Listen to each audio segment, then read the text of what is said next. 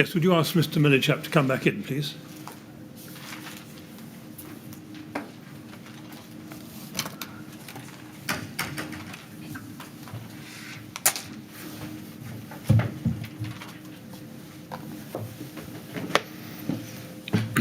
Right, Mr. Millichap? Yes, On we thank you. go then. Yes, Ms. Grange. Yes, thank you. Can we just go back to the email we were looking at when we broke off? KIN 405894.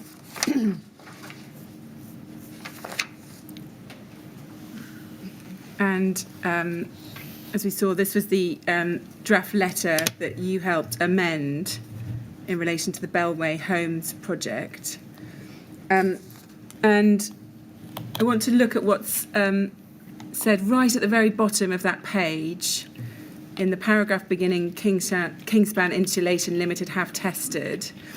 We can see at the very bottom in the last two lines, it says this: as long as the cement particle board is replaced with a non-combustible layer, i.e.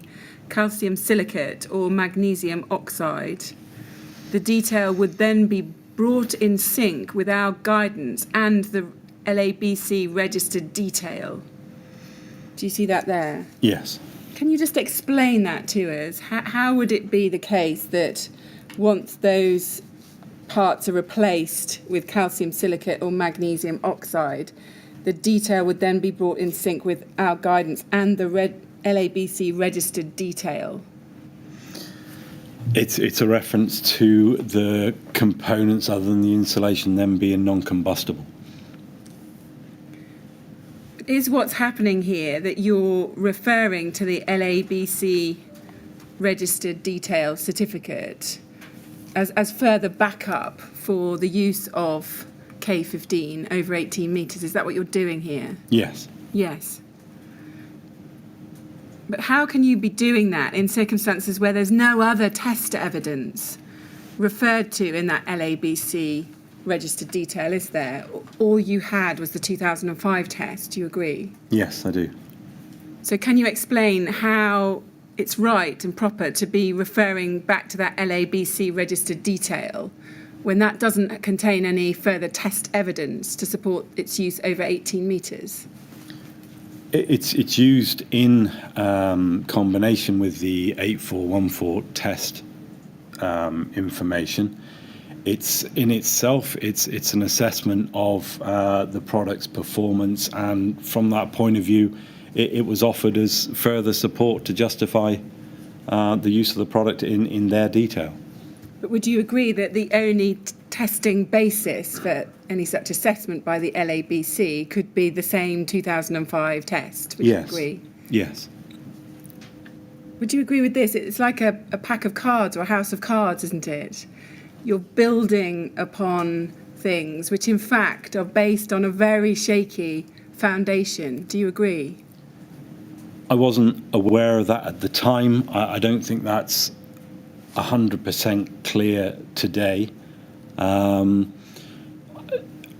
therefore that advice was offered in good faith. There was an a strong belief that K15 can be relevant as a rain screen cladding above 18 metres in the right circumstances. We were representing the product alongside the evidence that we'd gathered for others to make their judgment on that. Okay, you started your answer by saying, I wasn't aware of that at the time. I don't think that's 100% clear today. What's not 100% clear today? Based on what I saw of Malcolm's evidence yesterday, that the old technology isn't representative of the product that was being supplied. I think it was Malcolm's evidence that from his chemist point of view, that there was an awful lot of correlation between the products. I see, but put that change in tech to one side and just think to what you knew at the time, or what you say you knew at the time. Yes. The only foundation for what you're saying here is just one test, isn't that right? The 2005 test, again. And small-scale test and fire professionals' assessments. Yes, but we've agreed that those small-scale tests don't help you when it comes to over 18 metres, do they? No, I haven't agreed that. I think they can form part of somebody's understanding of the performance of the product. I see. Where do you get that from? Because they outline properties of the product. I see. What I'm suggesting to you is that, in fact, that LABC registered detail had as the only support for it the 2005 test. So that's why it's a house of cards. It all comes falling down if that 2005 test isn't the same as the system that's being installed here. I appreciate what you're saying. Do you agree with it? No, I yourself? don't agree with it. Because what else was there other than the 2005 test? I'm not disagreeing that the only thing referenced was the 2005 test. I'm disagreeing that that can't be relevant as part of an assessment for the use of K15 in a cladding system. I see. Let's move on. I'm now going to ask you some further questions about the LABC certificates for K15. We've already touched upon this, but I'm now going to ask you some questions about the certificates which were issued while you were head of technical at Kingspan. And in terms of the purpose of having an LABC certificate, I think you explain this at paragraph 8.6 on page 42 of your witness statement, if we can just turn that up.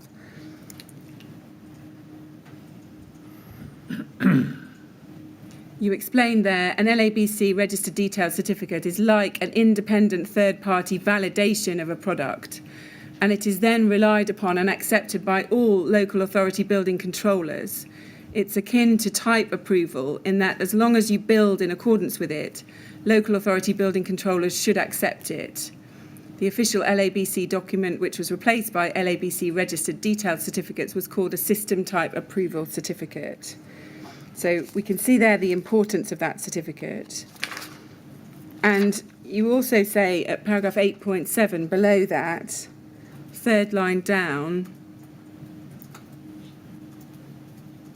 you say after the semicolon, all local authority building controllers could look at it as acceptance by their governing body that as long as a build-up complied with the details in the certificate, it was compliant. Now, we discussed earlier the system type approval which was issued for K15 in May 2009. Having been appointed as head of technical in 2010, did you become aware that at some stage that system approval certificate was due to expire in May 2012? I don't recall the specific dates, but all certificates do expire. Yeah. Who would have been responsible in May 2012 for dealing with LABC certification for K15? That would have been Ivor or Gareth Mills. Yeah. And if we can go now to an email chain, KIN 405552. And I want to start on the bottom email on page 2.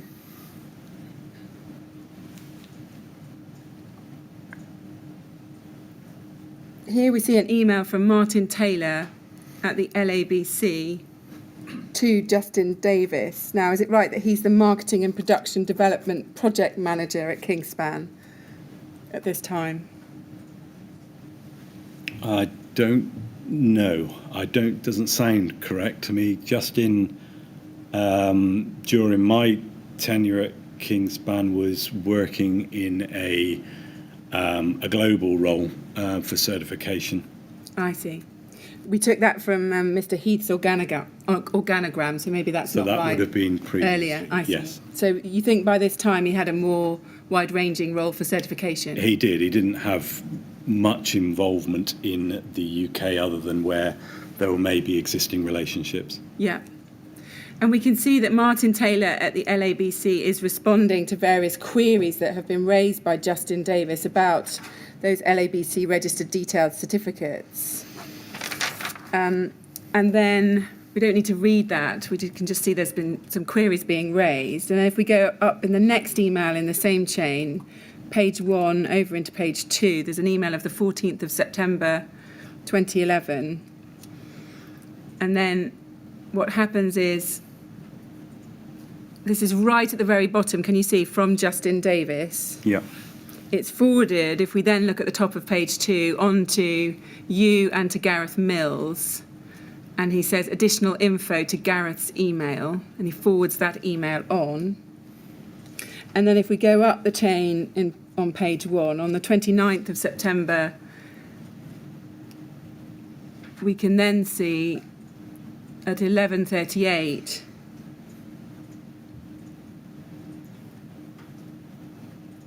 looking at on the 29th of September, then at 22:44, you say this is another project to be tracked, Gareth's list. It required a team meeting to progress. Now, that reference to Gareth's list, is that a list being compiled by Gareth Mills, do you think? It would be. I don't know a list of what. I didn't read Justin's email.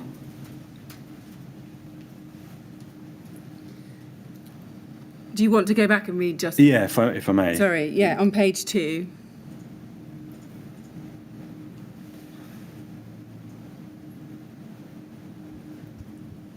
He's saying in point 1, if we could blow that up, all LABC registered detailed certificates last for 12 months, and usually there's a renewal fee.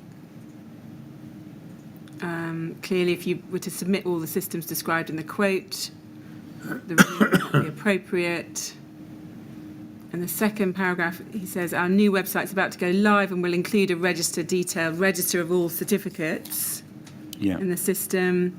And he attaches at 3 as example certificates to demonstrate the process. So it would appear that Martin Taylor's explaining this. And this was a new system of registered detailed certificates which replaced the system or type approval certificates. Yes, sorry. It was just to clarify that it was a certificate project rather than an actual build project. Yeah, it would appear so. Yeah. So if we go back to the email referring to Gareth's list.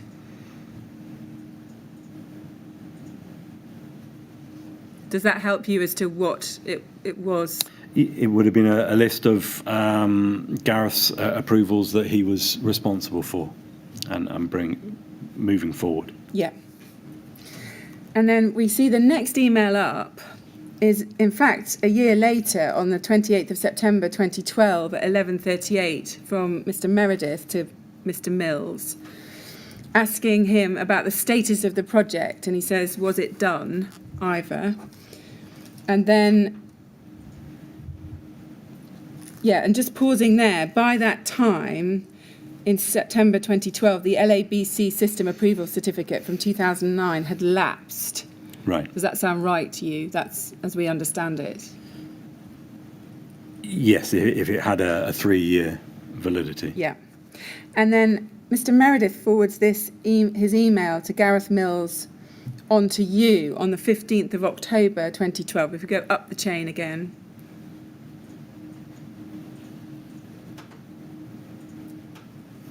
So Mr. Meredith to you, 15th of October 2012. And he says, hi, Tony. You may or may not be aware that our LABC approval for K15 has lapsed. Without this, we have lots of tall building issues which are causing a major headache and potentially a lot of lost work. Whose responsibility was the K15 LABC approval as GM, is that Gareth Mills? Yes. Refuses to answer my emails on the subject, and AP, would that be Andrew Pack, yeah. Says, although he knew it had lapsed, he was going to wait and see if they'd contacted him as he kicked it off.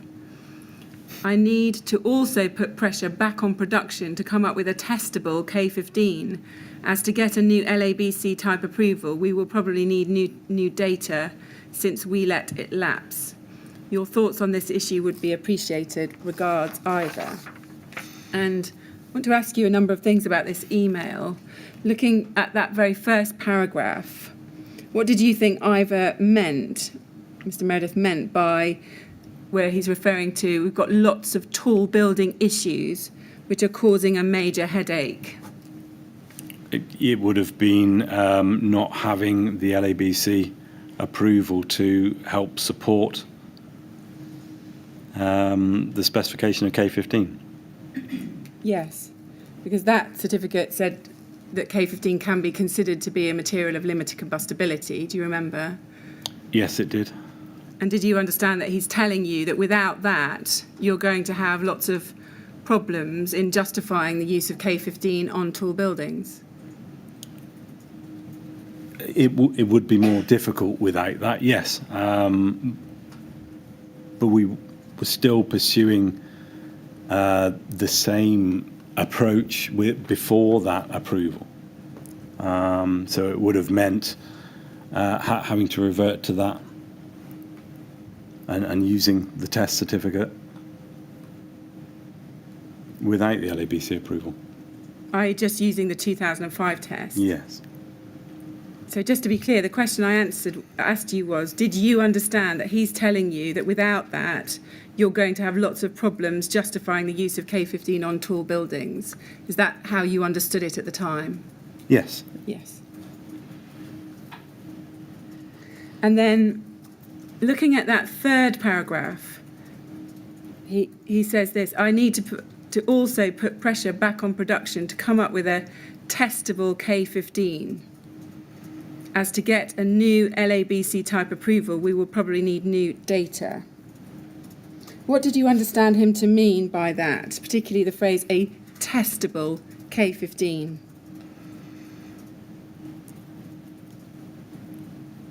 I honestly don't know. To my knowledge, the K15 we were supplying to market should have been used in any new test. I'm not even sure what test it is he's referring to re-support the LABC approval.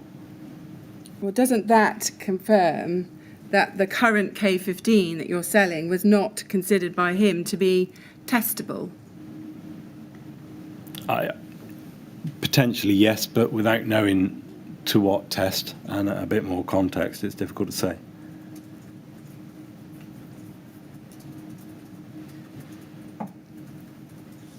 Well, can I suggest that what that shows is that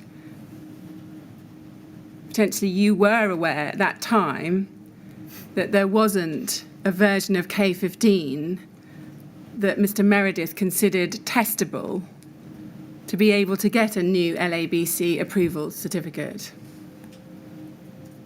That may have been Ivor's opinion, and based on some of the documents I saw as part of Mr. Heath's evidence, where Ivor had made these observations pretty clear, that wasn't something that I was aware of at the time. It wasn't something that Ivor had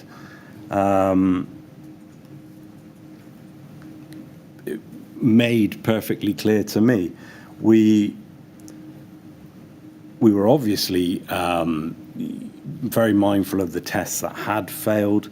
When is this? This is October 15. So, no, sorry, it's October 2012. Oh, sorry. Yes, yeah. So we were looking to move towards another test program. I don't think we were in conversation with NHBC at this stage. If you didn't know about the problems that they'd had with the fire performance of K15 at that time, why didn't you go straight back to him and say, what do you mean a testable K15? We've got a testable K15. That's the one from 2005. Did you say that back to him? I don't know. I wouldn't be able to recall how I replied without seeing it now. So is it your evidence that you simply didn't understand what he meant by come up with a testable K15? Yeah, based on what there is to recollect then, that is my evidence. What I'm going to put to you is that at or around this time, through emails like this, you did in fact become aware that you didn't have a testable K15 and that you needed to develop a new K15 that was going to get a pass in an 8414, particularly a Part 2 test. That's right, isn't it? Yes, that would be right, based on trying to achieve a Part 2 test. Ivor's experience being that K15 was struggling to achieve a Type 2 test. It doesn't infer it's the product that's failing. It infers the Type 2 test is failing. Well, that's not what it says, is it? It says testable K15. But the test is a system, it's not a product. I see. So it's your evidence, is it, that you, at this point, thought that you had a K15 which was testable, and that was the one from 2005? We did. It was the product, as I understood it at the time, that was being supplied at that time. And why wasn't that the product that then you used for the tests in 2014 that we'll come to later in your evidence? I think I mentioned earlier that there were other drivers around those tests as well, such as thermal performance. I see. So you don't accept that the change in the foil, thickening of the foil, the use of unperforated foil, the use of different blowing agents in those tests had anything to do with problems with K15 itself? Is that what you're saying?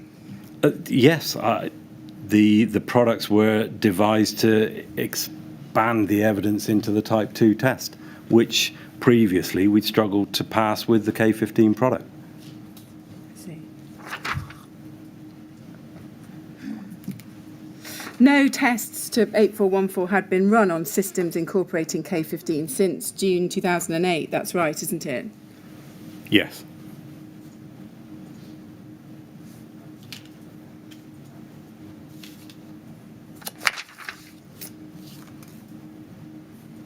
Moving on now, but still focusing on this LABC certificate for K15, if we look at your witness statement, if we look at paragraph 8.2 on page 41,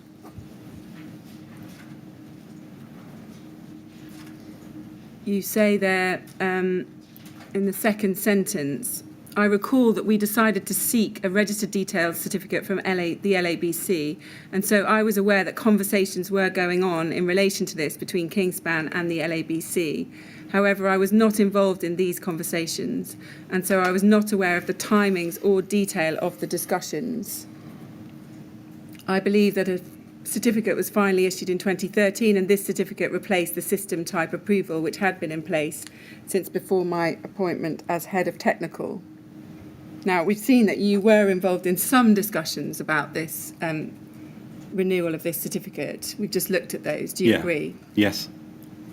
But it is what you're saying in that paragraph that you weren't involved in discussions between Kingspan and the LABC? Yes. Even though you were involved in some internal discussions about this? Just trying to get it moving, yes. Yeah. Now, no registered detailed certificate was in fact issued until the 28th of August 2013. We'll come to look at that, but first I want to ask you this. Can you recall what was the reason for the delay? Can you help us on that? Not beyond what was in the previous email, which it seems like it had fallen between a number of personnel as to who was carrying it forward. And you can't help us as to why it took almost 9 months from the emails between you and Mr. Meredith that we've just looked at in October 2012 for a certificate to be published? No, but that wouldn't be an unreasonable time frame if, depending on what it actually entailed to support the system type approval. If we can go to KIN 405647. What we can see, this isn't an email that you receive or you're copied into, but it's to Gareth Mills. What we see here is that Cathal Brennan of the LABC sends Gareth Mills a new registered details certificate and associated documents in draft for comment. And he says, if you require any changes, please let me know, and I'll then arrange for final copies to be issued. Did you see the drafts at any stage? No, I don't recall that I did. Did Gareth Mills discuss the drafts with you or the wording in this new certificate with you? It's entirely possible, but I don't recall it. If we can go now to LABC 40961.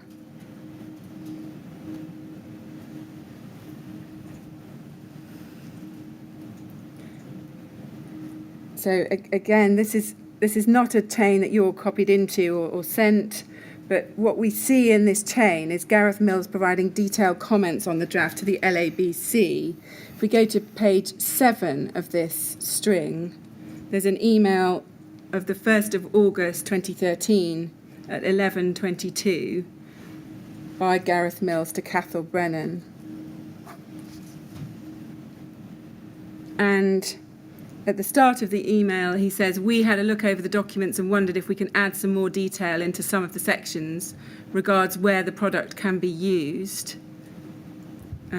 Welcome your advice on the most appropriate sections for including this information.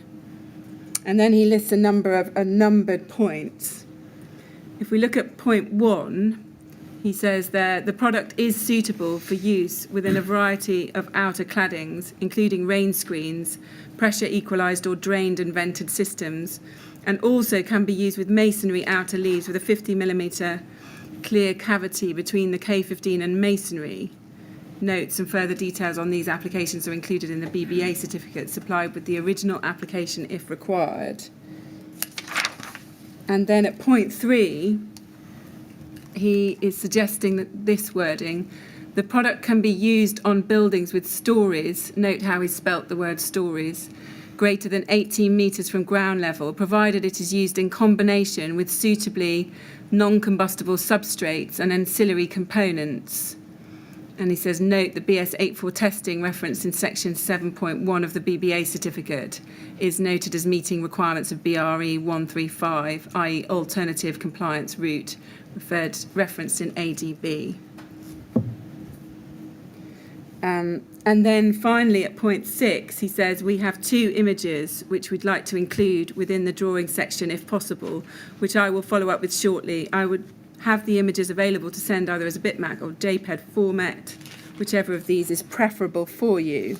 Now, having seen the detail of the comments that were being provided by Mr. Mills back to the LABC, can you recall whether you had any input into these suggestions? No, they're not familiar with me at all.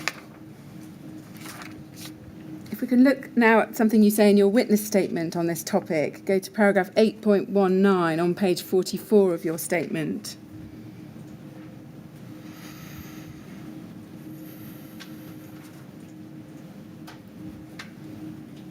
You say, our responsibility to check the accuracy of LABC certificates was similar to our responsibility to check the accuracy of BBA certificates.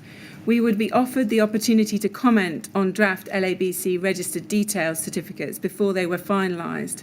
As part of this, Kingspan was expected to check the factual information pertaining to the physical characteristics of the product and test build-up details, but judgments about the fire performance of K15 were for LABC to make alone.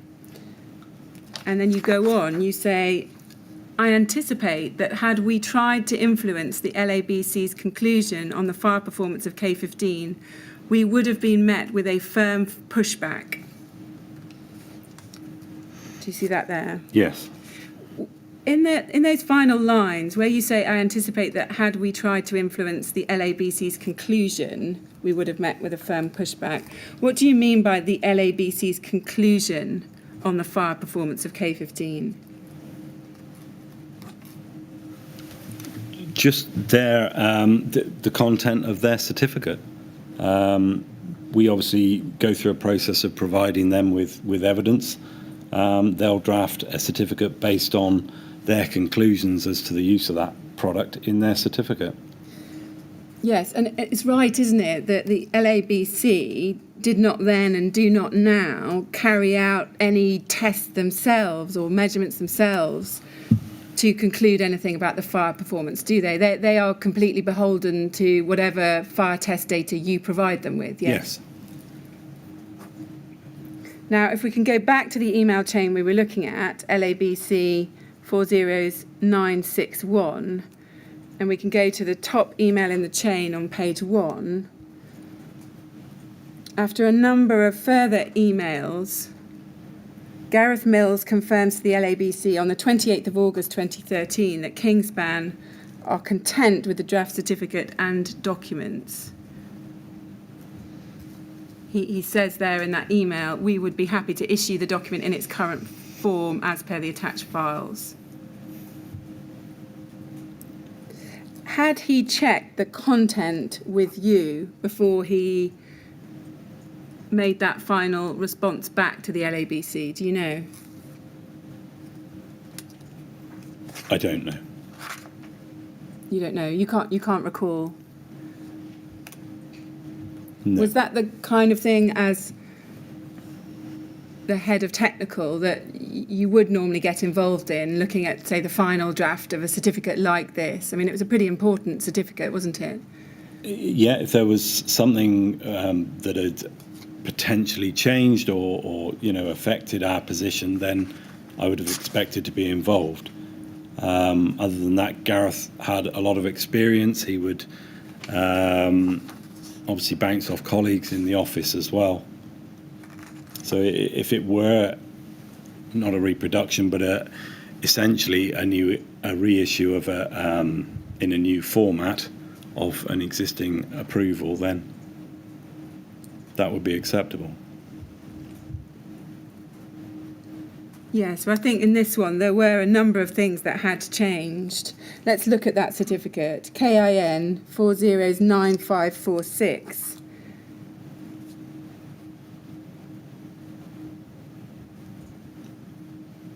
We can see the date of it at the bottom. It's dated the 28th of August 2013, and it's said to be valid for a year until the 28th of August 2014. And then if we can go on within the document, if we go now to, this is the drawings and document list for the certificate. It's in a separate document, KIN 409547.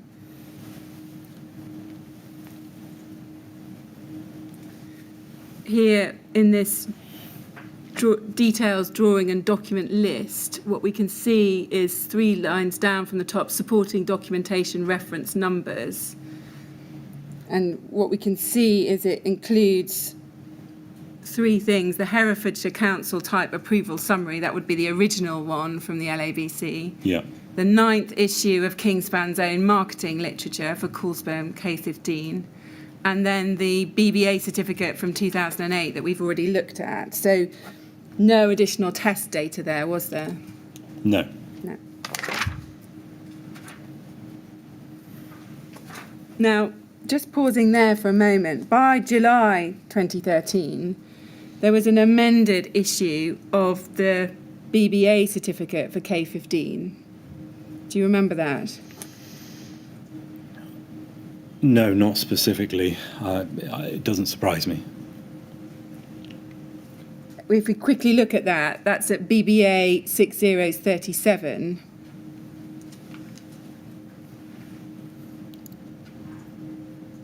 And if you look into key factors assess behaviour in relation to fire, if you remember, this had an additional line added: the product has been tested to BS 8414 Part 1 for one specific construction on masonry walls. Yes. Do you remember that? We looked at it earlier. Yes.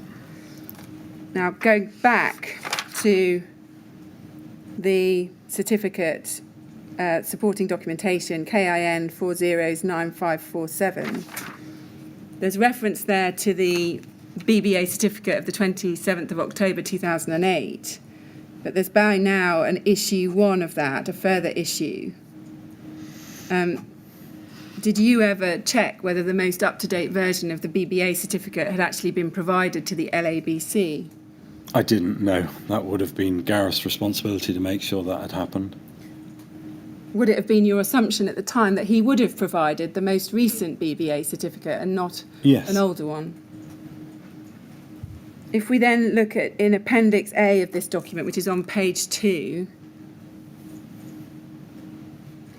what we see here is a number of points about the product's suitability for use. And if you look at points 1 and also point 3, what we can see is the points we've looked at from Gareth Mills's email of the 1st of August 2013 are repeated there within this document verbatim. Do you see that? Yes. They've been copied and pasted, it would appear, even with the misspelling of the word stories in paragraph 3 in the first line. I can see that. The pictures that Gareth Mills attached for inclusion are also there on page 3.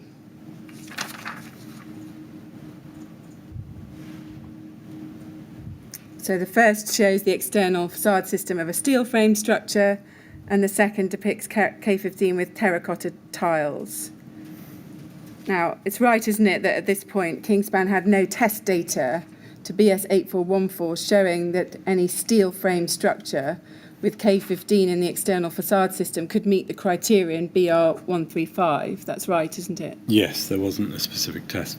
And K15 had never been tested to 8414 at this point in a system with terracotta tiles as the outer cladding, had it? No. Did you ever consider whether it was appropriate to include those photographs shortly after text, some of which says it's suitable for use on buildings over 18 metres?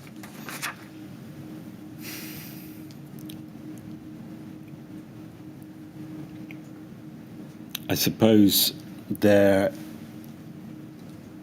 is the potential that the systems could be used below 18 metres. All of the components shown are non-combustible, potentially. It was my understanding that the LABC certificates were peer-reviewed. I think that was mentioned. And therefore they're accepting this. And it isn't inconsistent with our approach to offer K15 into systems that are akin to that which we had test evidence for. I see. So are you saying you did look at this certificate, you looked at the wording that Mr. Mills had added, you looked at these pictures and you were entirely comfortable that it was a fair and accurate representation of the situations in which K15 could be used? And assessed by LABC, yes. Does seeing the correspondence we've just looked at, the email exchanges and this certificate, change the view you've expressed in your witness statement, where we looked at it earlier, where you said, I anticipate that had we tried to influence the LABC's conclusion on the fire performance of K15, we would have been met with a firm pushback? Seeing it now, yes, in this context, it does seem like his comments were incorporated without question. I don't know that for sure. That would have to be asked of the LABC. But I do understand there was a peer review process in that, so if there were changes, that should have gone back through that process. Well, the reality is there was no pushback at all, was there? We've seen that Mr. Mills's suggested wording simply gets replicated into the certificate. On that evidence, yes. Yeah. If we could go now at Appendix A of the drawings and document list. Back to page 2, paragraph 3, that wording that was added in. The product can be used on buildings with stories greater than 18 metres from ground level, provided it is used in combination with suitably non-combustible substrates and ancillary components. Do you consider that claim to be accurate, or did you consider that claim to be accurate at the time?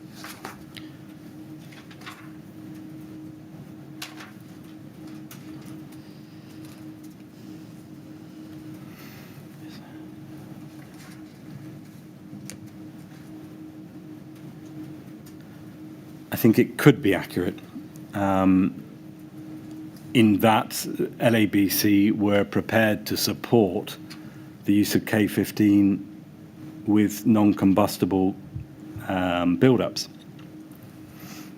I see, but forget any judgment the LABC might have exercised in relation to this, just for a moment. Did you, if you'd have seen those words at the time as part of something presented to you, would you have agreed that they were an accurate representation of the situation in which K15 could be used above 18 metres? If I'd have written it myself at the time in support of a project with more specific components to comment against, it could have been relevant, yes. But the point here is this is the LABC's opinion. I see. Within that paragraph, we can see in brackets there's reference to section 7.1 of the BBA certificate. Yeah. Do you see that? I do.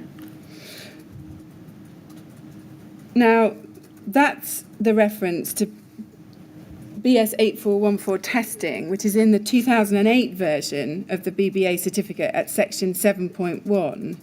If we just quickly pull that up, BBA 6038 on page 5.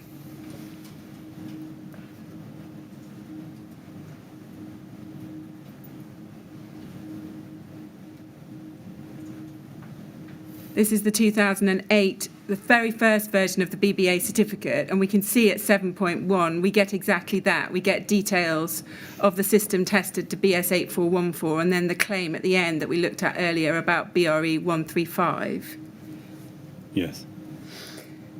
But if we go to section 7.1 of the updated version of the BBA certificate, if we bring that up, BBA 6037, if you remember, this is the certificate that had that sentence added on this front page. The product has been tested for one specific configuration or one specific construction on masonry walls. So this is the updated certificate as of 6th of April 2010. And if we go to section 7.1 of this, there's no reference to BS 8414 testing in that section. Do you see that? Yes. That's been moved in this updated certificate to section 7.5. At the bottom of that page, we get the BS 8414 details and the system. Yes. Now, the question I want to ask is, it appears that the LABC may not have been provided with the most up-to-date issue of the BBA certificate, because they're referencing, we saw they referenced the 2008 version on page 1 of the certificate, and we just saw that they were referencing 7.1 as details of the system. But that would have been accurate on the old BBA certificate and not on this latest one. Okay. Do you think that's possible, that that's what's happened? It's possible. I don't know whether that's what happened or not. This level of detail, it would have been obviously Gareth's responsibility. Well, what I want to ask you is, could that have occurred because the updated version did make clear that the 18414 test had been carried out on one particular masonry construction? The later BBA certificate was a lot less advantageous to Kingspan.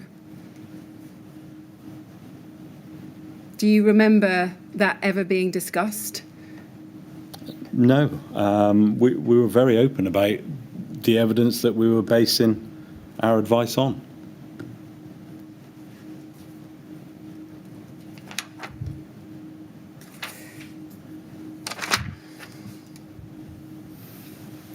Did you read the LABC? Let's go back to the LABC certificate, KIN 409547, page 2 in particular, and the statements made there that Mr. Mills has added. Did you ever read that certificate during your time as head of technical?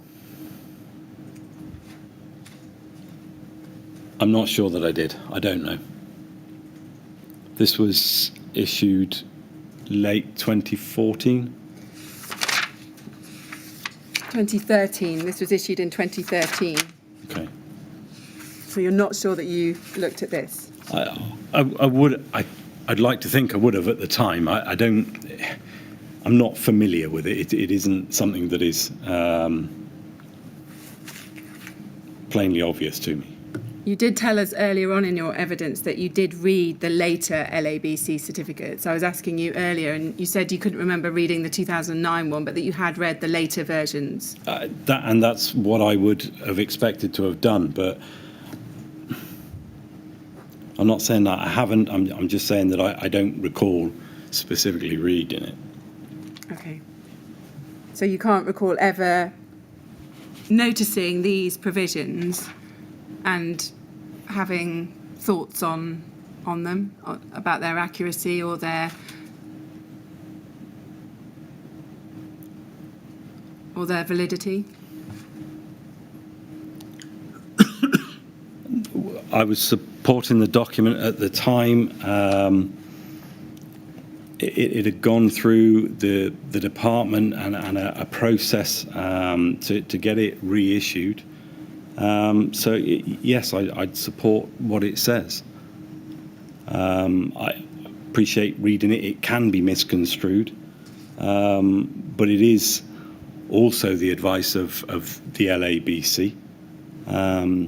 It is supposed to be independently checked as well. Well, what I want to put to you is that advice, particularly at paragraph 3 there, is misleading.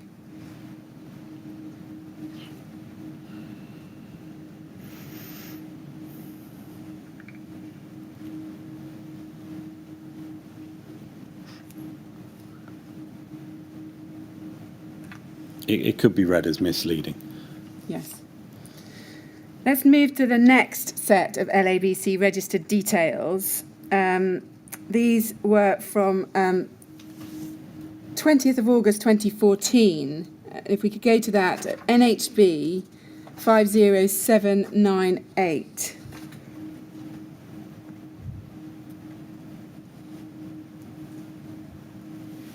So these are some new LABC registered details.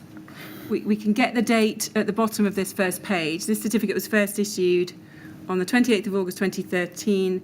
It's valid until the 30th of November 2014, and this issue is dated the 20th of August 2014. Do you have that? Yes. So, slightly oddly, it looks like it was issued in August 2014 and it was going to be valid only until November 2014. Do you remember that?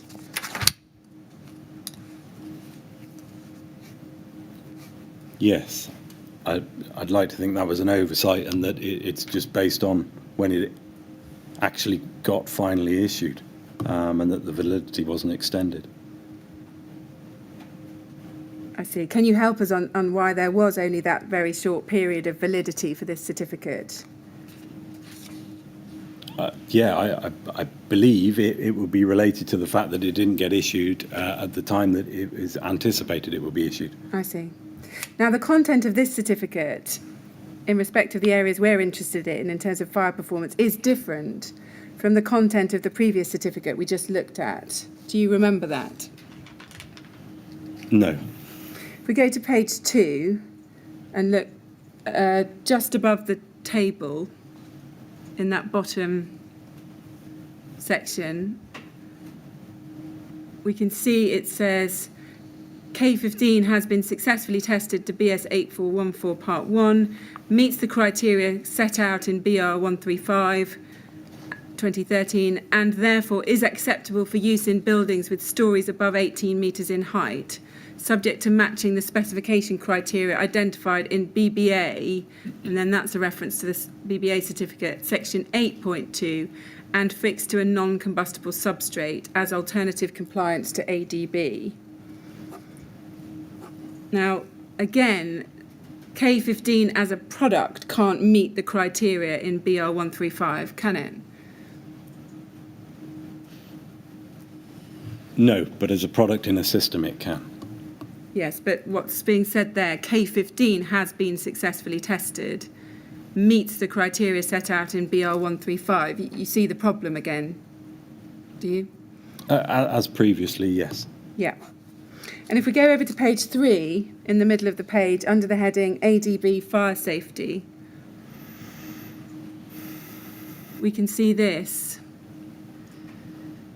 So it's ADB Fire Safety, and then there's a note. From the results, it can be considered as a material of limited combustibility and meets the criteria for Class 0 classification for spread of flame. Since K15 can be considered a material of limited combustibility, it is suitable for use in all situations shown on diagram 40 of approved document B, volume 2, including those parts of a building more than 18 metres above the ground. In the latter circumstances, the cladding system and the substrate to which the insulation is supplied must also meet the requirement for limited combustibility. And then it goes on, where the substrate is a metal framed wall system rather than masonry or concrete, a non-combustible lining board must be specified to the external face of the metal frame wall, or calcium silicate board or similar. Now this is an exact repeat of wording found in the May 2009 LABC type approval summary. Yeah. Do you see that? I do. Now, can you help us? This is on your watch now. You're head of technical when this certificate's issued. Mm-hmm. In what possible situation could K15 be considered a material of limited combustibility? I think, as has been explained previously, the LABC had made that connection from the point of view that it had met a route of compliance that was also applicable by a material of limited combustibility, and therefore conferred the same description to that product. But that makes no sense, does it? I wouldn't say it makes no sense. How much sense does it make to you? Well, if you're meeting compliance by two acceptable routes, then surely those routes of compliance could have some comparability. But that can't be right, can it? You can't test a system in a system test, then pluck out one of the materials in that test, and in a different system say, this is all fine, it's a product of limited combustibility. That can't be right, can it? I entirely agree with that, but that isn't what this is doing. It is then going on to clarify in what system it's to be used. Yes, although those weren't systems that you'd actually tested, were they? No, but it's an assessment. Well, I appreciate you say this is an assessment, but I want to know what you thought of this and what Kingspan thought of this at the time. Do you agree it's demonstrably incorrect and misleading? No. It supports the fact that we were promoting the product for use in non-combustible systems on the basis that if the constructions are comparable, a professional in the right capacity could make that assessment. Just help me, because I'm having trouble with this as well, Mr. Millichap. Sure. What they say is, from the results, it can be considered as a material of limited combustibility. Now, what results are they talking about there? They would be talking about the BS 8414. Yeah. Well, if that's the case, that isn't a basis for considering any individual element of the system as having limited combustibility, is it? This is the opinion that they've come to. Well, it's the opinion they express, but I think the point that Miss Grange is asking you to consider is it an opinion which makes any sense?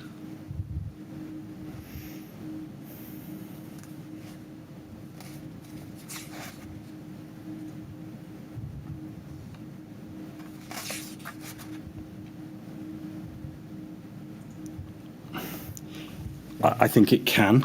I think, again, this was another piece of supporting evidence that we were using alongside the test report itself.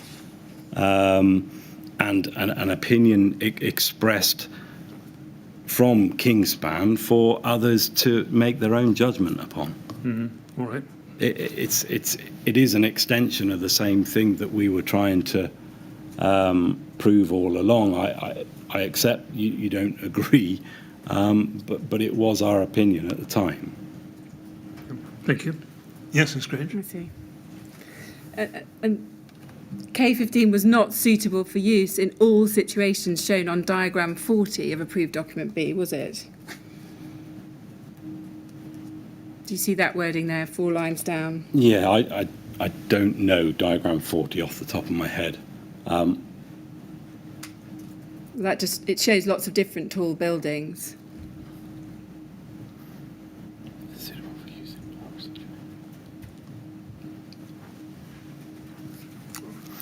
All situations it is a stretch, but if it's read in conjunction with the restrictions around non-combustible systems, then it can be used above 18 metres. I see. Were you ever made aware of any complaints about the content of this certificate at any stage?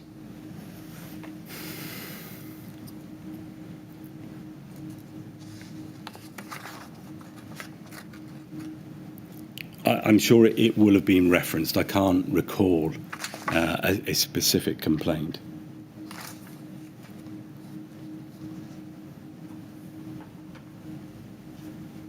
What does that mean? I'm sure it will have been referenced. What does that mean?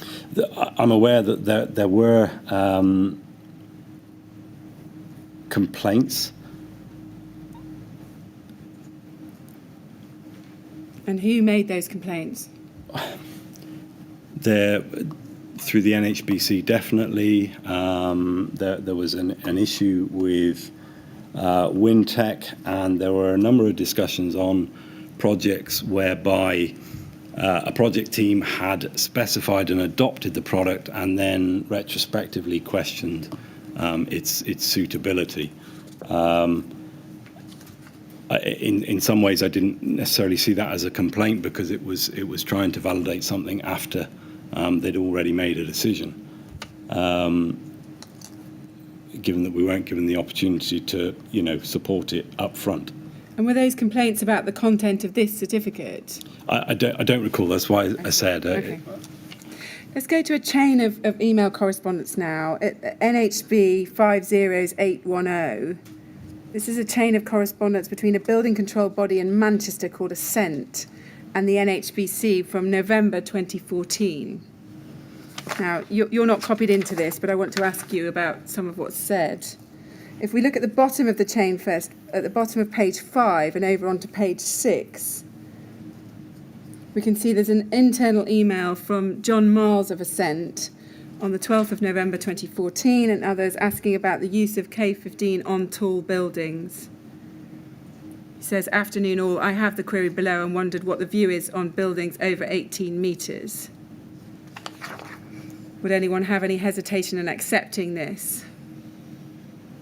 And there's an extract below, from an email below, where someone said the issue seems to be primarily about the use of an appropriate substrate as directed in the LABC certificate. This appears on the face of it to endorse the use of K15 in certain conditions, although it does not comply with the stated requirements of ADB, in particular a material of limited combustibility.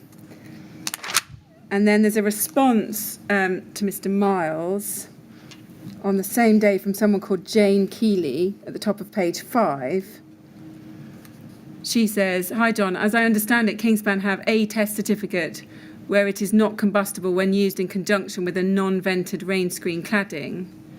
The certificate does not cover the situation where it's used with a vented rain screen cladding, and I've heard that it burns quite readily when it's used in a vented situation. I believe the LABC certificate has been withdrawn now. I've just received details with Kingspan at a height of over 18, and I've asked for a test certificate specifically for use with a vented rain screen situation. And then if we go up the chain to page 4, we can see that on the 13th of November 2014, Jane Keeley forwards the chain of correspondence to John Lewis at the NHBC. That's at 12:08 in that top email there. And she says, not had a chance to read this yet, but this is the one they have withdrawing. And then if we can scroll up to the top of page 1, there's a long email from John Lewis of the NHBC. And he begins with this. He says, it's all garbage. Hereford LABC didn't know what they were talking about. We had a telephone call with LABC warrantry technical manager, can't recall his name, at which he stated that they were withdrawing their approval straight away. That was on 27th of October, so I would check it's still valid if I was you. Now, he's right, isn't it? It was all garbage. Do you agree? No, I think it could have been better worded. There was more ambiguity in there than there should have been. It was peer reviewed by LABC, as we were led to believe, and therefore we felt that was their position. Were you at any time made aware that the LABC had been contacted by the NHBC in this way about the content of this particular certificate? No. Just going back to the answer you just gave, you say it was peer reviewed by the LABC. How do you know it was peer reviewed by them? That was my understanding of the process. I didn't believe it was, the whole point of the approval is that it can be used nationally. So it wouldn't make sense for one local authority to establish a certificate, then impose that on everybody else. I was of the belief that there is a central control for LABC that would have reviewed the national approval. I see, yeah. If we go on with John Lewis's email, what he does then is he goes through the difference between tests to 8414 parts 1 and 2. And then if we can have a look at the bottom of page 2, still within his email. In that very last paragraph, he says this. He says, Kingspan have since done at least 2 tests.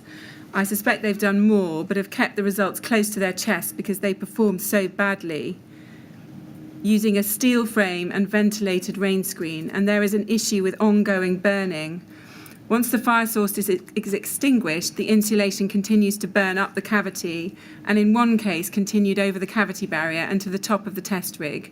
So it's not clear why the LABC detail states that it's a MOLC, material of limited combustibility, when it clearly isn't. Now, is it still your evidence that around this time, so we're now in late 2013, 2014, you didn't know about the K15 having an issue with ongoing burning? No, I was aware K15 could, in some circumstances, have burning after the crib had been extinguished. You were aware of that? Yes. I see. That was evident from the 2014 test. Right. And then if we go on, after the ADB screenshot on page 3, if you look on the next page, actually that's not a screenshot of ADB, that's a screenshot from the LABC certificate that we've just looked at.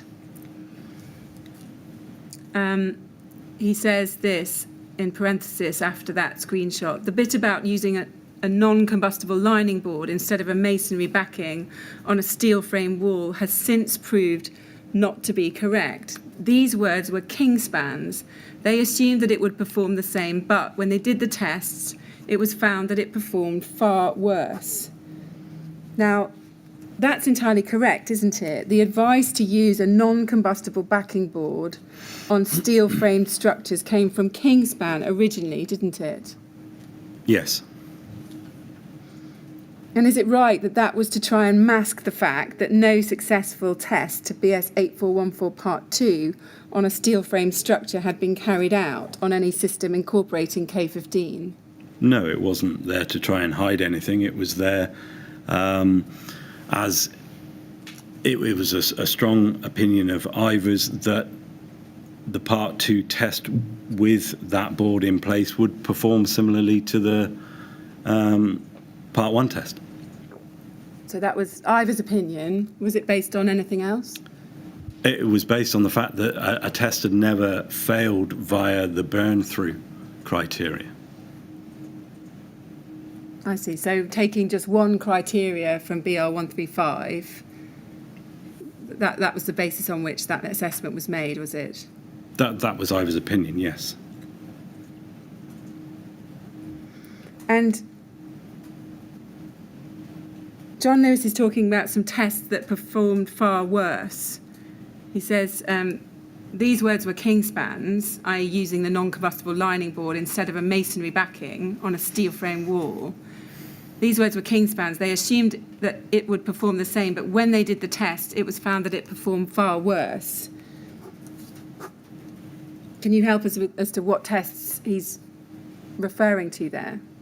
No, this is the first time I've seen this correspondence. I assume it would be the Part 2 tests to 07, 08, but that's obviously to a different system. Yes, because that wasn't a non-combustible lining board on a steel frame wall, was it? The 07, 08 tests. I don't recall. Okay. In the next paragraph, he says this: it's all an accident waiting to happen, and we're meeting with all the PIR manufacturers to try and get something sorted. But in the meantime, they continue to state that it's fine, and most BCB's building control bodies accept that at face value without sifting through the details. However, DCLG are now on the case, hence why we need to sort something out soon. Now, were you at any stage alerted to DCLG, the Department for Communities and Local Government, being on the case? I don't believe so, no. Were you ever contacted by anybody at DCLG? No. But you were aware, were you not, in late 2013 that the NHBC were certainly on the case? Is that right? Yes, there was a dialogue with NHBC from around that time. Can we go now to LABC 40996?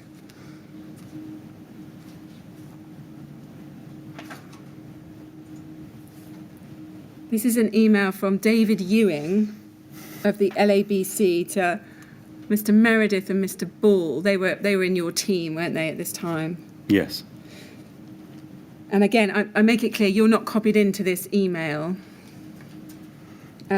If we look at the opening two paragraphs, Mr. Ewing says this: I've tried to phone today, but thought I should just clarify some of the issues for you that we have around recertification for K15 and other thermoset materials above 18 metres. LABC have been contacted by NHBC in connection with the wording used in the earlier registered details certificate following the reissue of the BBA certificate 084582 in December last year.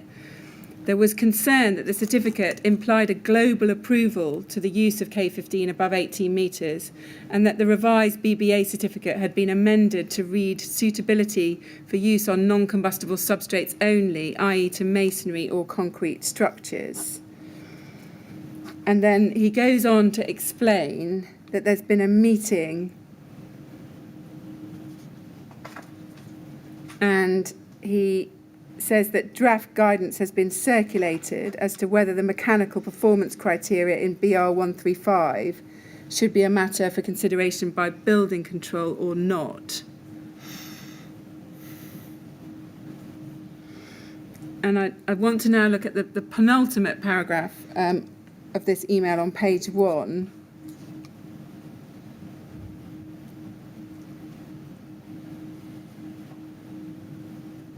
And if you see that last paragraph there, looking in the second line, in the middle of the page, it begins, the issue is fundamentally a warrantry issue rather than a building control matter, although there's clearly a duty of care required by building control. I've also suggested that we could include wording within the certification to read, it is important that the use of this product is agreed with warranty providers prior to installation to ensure that its performance has been considered as part of the overall risk assessment of the finished building. I am, however, mindful that this may still create further issues for approval. Now, were you made aware by Mr. Meredith at any stage that the LABC had reported to him that there had been concerns about the certificate and that it implied a global approval to the use of K15 above 18 metres? I've not seen this correspondence that I recall, but I was aware that they did want to review the wording, yes. You were made aware of that. And did you know why they wanted to revisit the wording? Yes, I would have known at the time, yes. And you knew that it was because of the reference to limited combustibility within it? Well, I think it's stated there that it gives potentially a broader scope than was intended. Yeah. Now, if we look back at the top of that page, a proposed revised certificate was attached to David Ewing's email. And if we can look at that, that's at LABC 40997.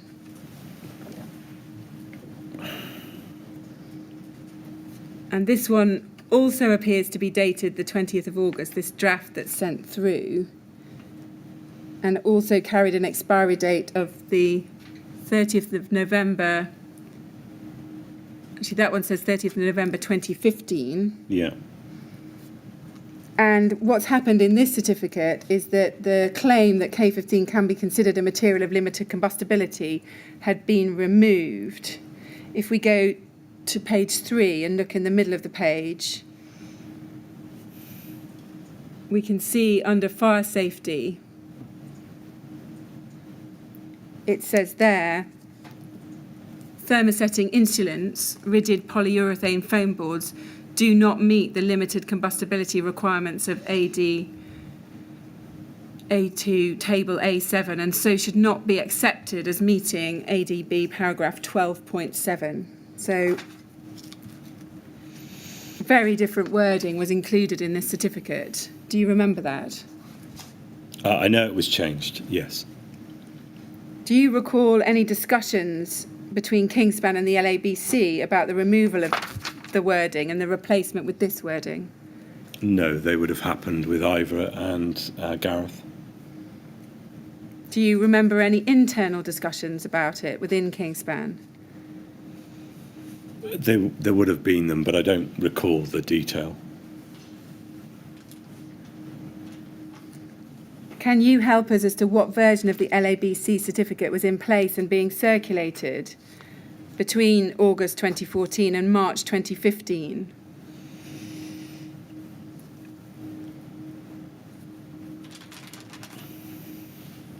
It should have been the contemporary one. Right. And then just to complete the story, on the 30th of March 2015, another updated registered detailed certificate for K15 was issued. That's at KIN 3016733.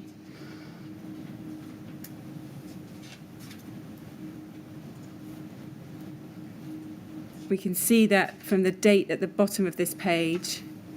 It's dated 30th of March 2015 and it's valid until 30th of March 2016. And would you have read this certificate at the time?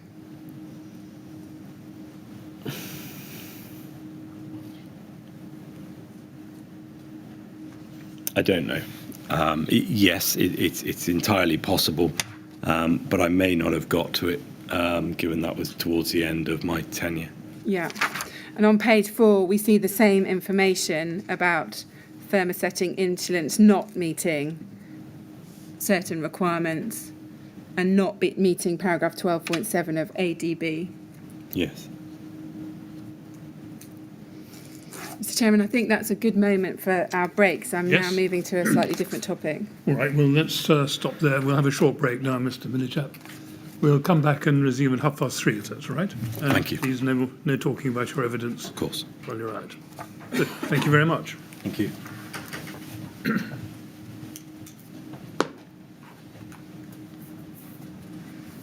Very good. Thank you. Thank you. 3:30. Thank you.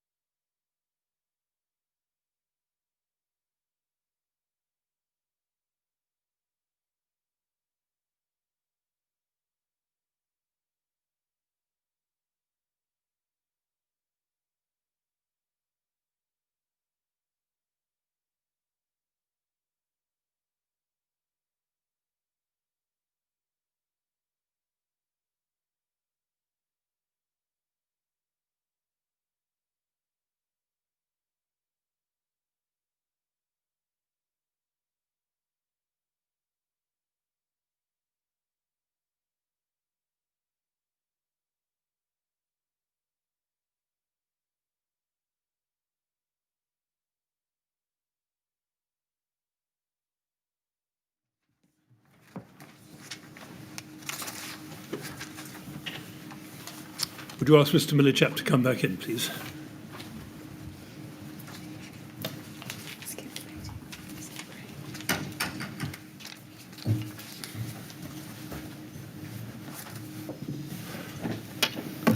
All right, Mr. Millichap? Yes, thank you. Thank you. Yes, Ms. Gray. Yes, thank you. Now, broadly in the topic of your awareness of concerns being raised about K15 in the period from 2013 onwards, and I now want to move to some email correspondence from November 2013.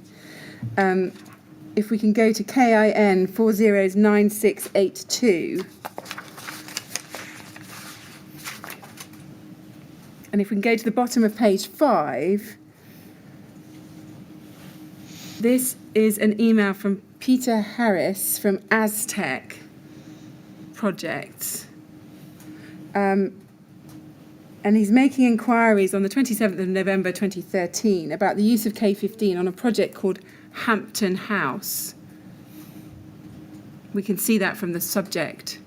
Yes. Do you have that there? Yes. And he says, we're tendering the above project, 15-storey residential structure, and considering the use of Kingspan insulation materials externally behind the facade cladding. Before requesting formal quotations, can you please review the attached detailed drawings and confirm your ability to comply with a U value? And then there's more details given, and your earliest response would be appreciated. And then Joel Clark of Kingspan responds to that on the same day, 1617, at the bottom of page 4, and on to page 5. And we can see he attaches some calculations for 3 wall types. And then he says there are quite a few comments we'd offer in regard to these proposed build-ups. For the steel frame wall types, although cement boards of the type described can be and are excellent fire performers and could withstand the temperatures in a BS 8414 test, our current testing to that standard is limited to a fully non-combustible substrate, and therefore they've shown a non-com calcium silicate board as the sheathing. Do you see that there? Yes. And then if we go up in the chain, on the 29th of November 2013 at 15:03, Simon Hepworth responds on page 3. So we can see Simon Hepworth responds to him, copying in Mr. Meredith. You're not involved in this at this point. Sure. And he says, Joel, please excuse me hijacking this email thread, but further to your email to Peter recently.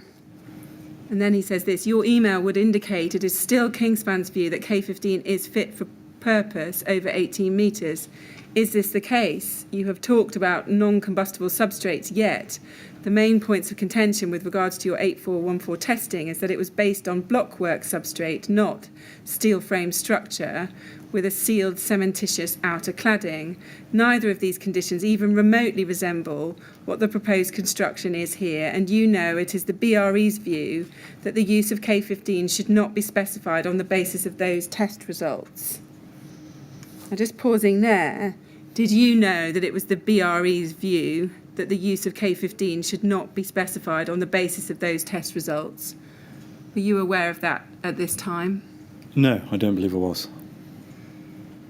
And then he goes on in the next paragraph. Further, the project in question is for the same client who are using the same consultants as our Riverlight project, where the substantiation of K15 use still remains unresolved after many months of extremely difficult negotiations. Kingspan seem to have lost interest in this issue pending results of the upcoming 8414 Part 2 test. This has not gone unnoticed by the building developer. And then he carries on. Your prediction of condensation is not in question. We can't install a VCL behind the K15. We would, however, be, and then he goes over, mindful to use a breather membrane. So that's what he's talking about in that paragraph. And then if we can pick it up in the next paragraph, he says, I realise a lot hinges on the results of next week's 8414 Part 2 test, but ask, what is Kingspan going to do if it fails? Where does that leave us with Riverlight? what is your position with regard to this? Should we have to start stripping cladding off an 18-storey building? This remains the most serious issue on my agenda, and despite Mark Swift's assurances it would be yours, we see little evidence of it being so. With the above in mind, we find it incredible you have any comfort in proposing K15 on this project, or in fact any other over 18 metres. This does, in my mind, bring your corporate responsibility into question. You will no doubt take the view that we, as the envelope contractor, have to take the responsibility for the design and specification of the facade materials, and you are simply an insulation supplier. Yet here we are with you endorsing your product, knowing it's not appropriately tested, with little way of substantiating it is fit for purpose for this project in any way whatsoever. I look forward to your comments. Simon. Now, is the reference there to the same consultants as our Riverlight project a reference to Wintech?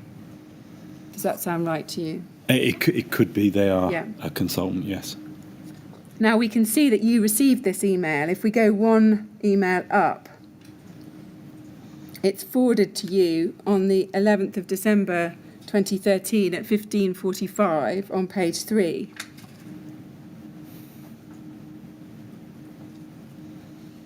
And it's from Richard Bromwich to Mark Swift, Joel Clark, Ivor Meredith, and you are CC'd there. Do you see your name there in the CC list? Yes. Do you remember reading that email?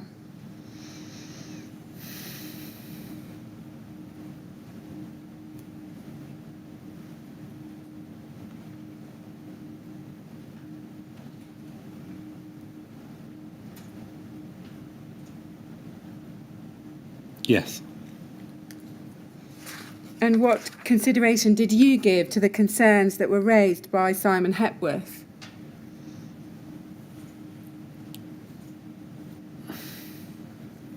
I don't recall at the time, without reviewing if there's further correspondence. The points he raises are valid, Yes. but again, it does point towards an issue whereby, you know, that they have gone a very long way down the line in adopting this product without it being signed off prior to building the building.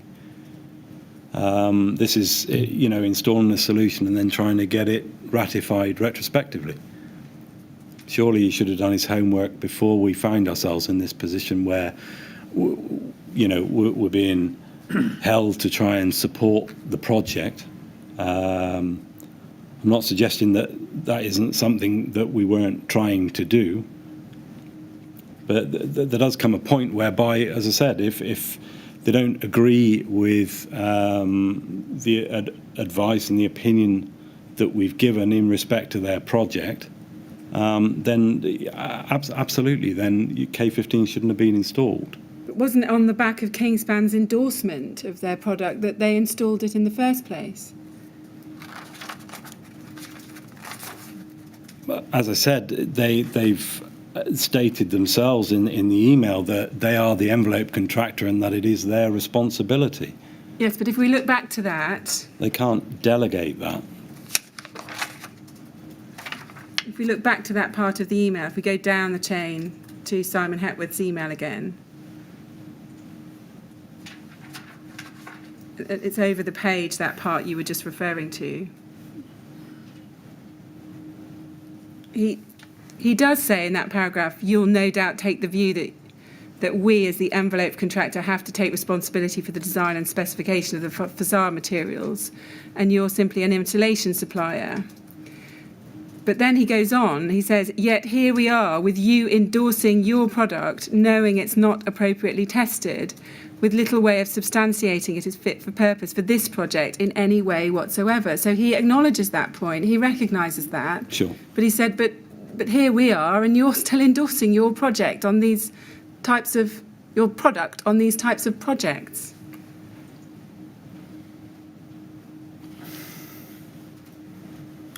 Yes, I mean, you know, the similar constructions had been supported and had gone through the assessment phase. My point here again is that he's accepting this as his responsibility, and yet he's trying to address that responsibility after he's built the building. Well, that may be so.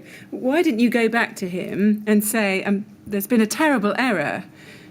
Your concerns are completely valid. We have only tested to part 1. Why doesn't someone respond in that way? Because we were approaching these projects, as I've explained, that used in a non-combustible system, we felt that K15 can be appropriate above 18 metres. But what test basis did you have for making that assessment? We can see you're about to do some more Part 8414 Part 2 tests. We can see that in the middle of this email. The test evidence we've referred to for 8414 from 2005. That's it, again.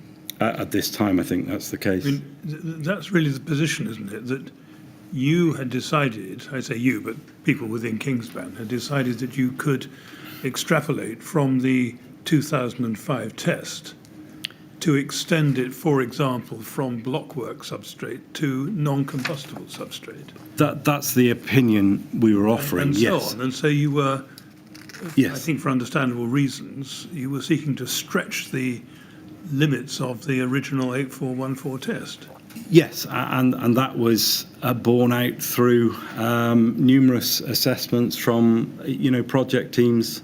Well, that's another question, because extrapolation from the original 8414 test might be something for a fire engineering expert, but Yes.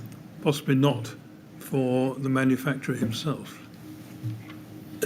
Absolutely. No, I entirely agree. We were offering an opinion into a project team to make that decision.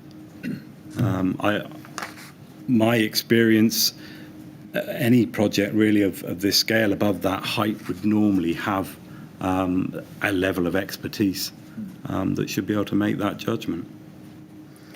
If we can just carry on with this chain, if we go back up the chain to Richard Bromwich's email where he's copied you in.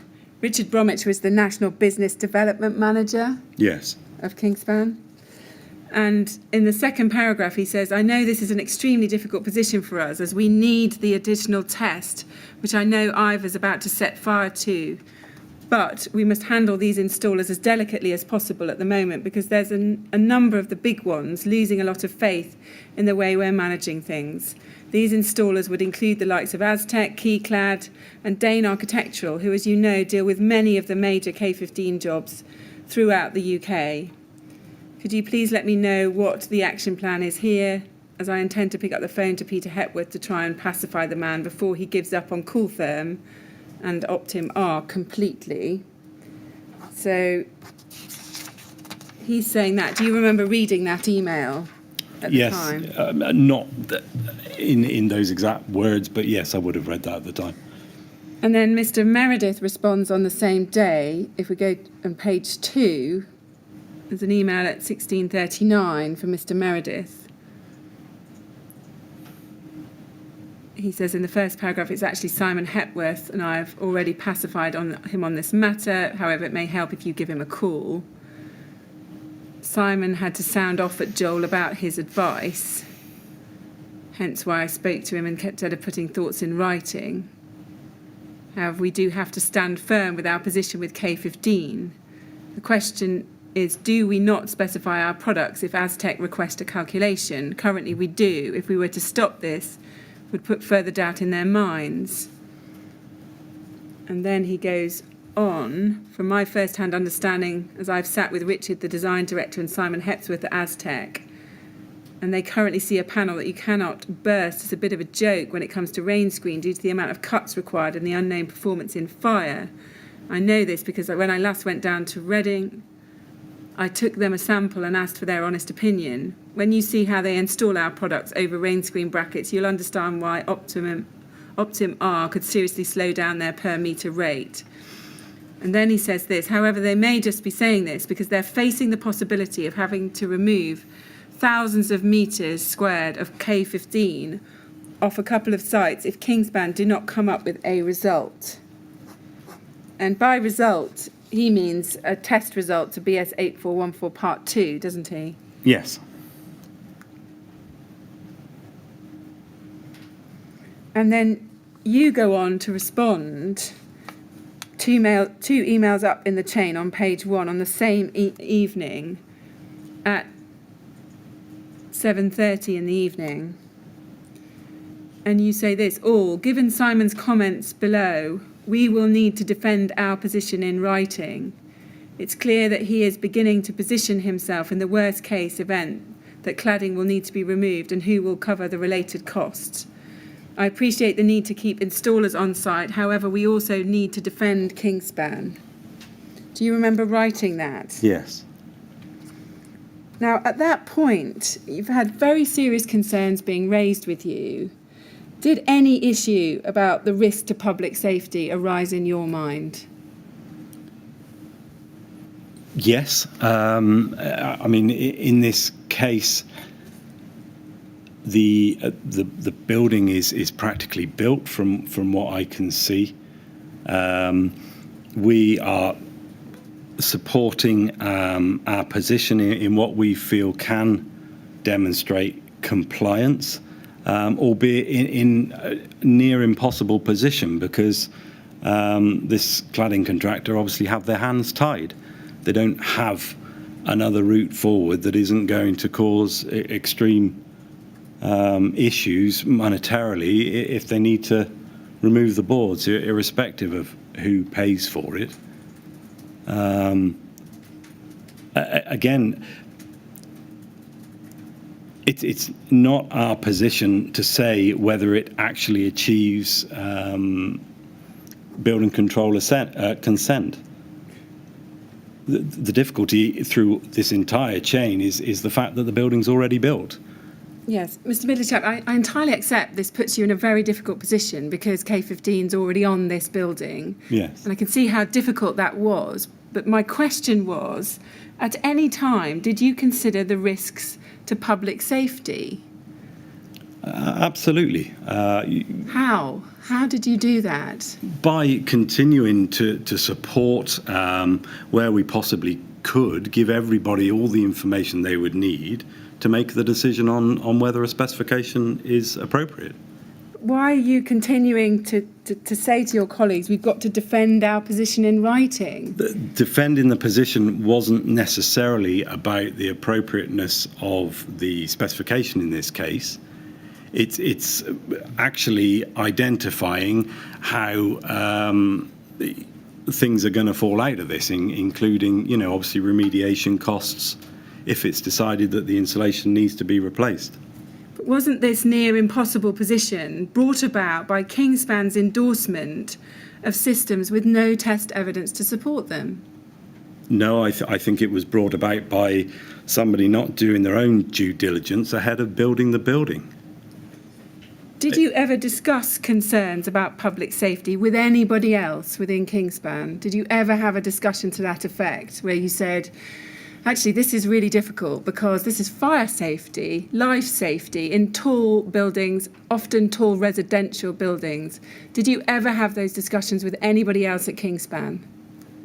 Yes, not in those terms per se, but it was implied by our understanding as to whether the product is acceptable. It brings all of that. That's the whole point of the approved document B compliance is life safety. So it's implied in our understanding of what we feel is an acceptable specification. I see, because what we see from the emails is appears to be just solely a focus on Kingspan's commercial interests. We don't ever see anybody saying, this is fire safety, we need to be very, very careful here. Do you agree? No, I don't agree. In this particular instance, it is about defending Kingspan's position because we haven't we haven't been responsible for this contractor going beyond where he should have before he was comfortable with the specification. I see. It was obvious this was going to turn into a monetary problem as to who would need to replace the insulation if they couldn't agree that it was appropriate. But it's right, isn't it, that you carry on endorsing K15 on other projects?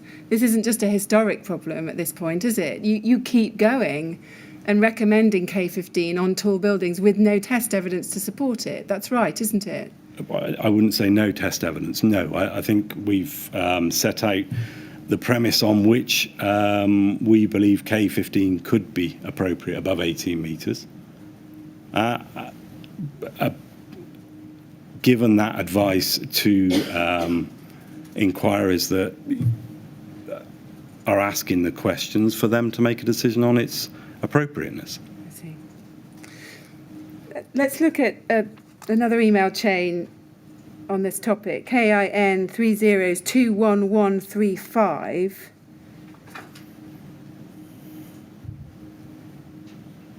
This is an email from Stuart Harris at Lakesmere to Joel Clark and Ivor Meredith on the 2nd of May 2014 about a project called First Street North in Manchester. And it would appear that what's happened is Lakesmere had taken some advice from Arup about the compliance for use of K15 on that project. Can you remember this? Can you Yes. remember this project? Yes. And the email from Stuart Harris that we see here reads as follows. In simple terms, K15 100 millimetres is not compliant with building regs for use in buildings over 18 metres because it has not been tested in accordance with BR 135 BS 8414 2002. As a result, we are now having to remove the 3 floors of insulation and fire barriers that we have currently installed and replace it all with mineral wool insulation and new fire barriers to the entire complex. Not a good way to end the week. Now, it's right, isn't it, that the K15 insulation was, in fact, removed from that high-rise building? Do you remember that? Yes. And Kingspan agreed to issue a £20,000 credit note. Let's take a look at that. KIN 3011810. If we look at the bottom email in the chain on page 4,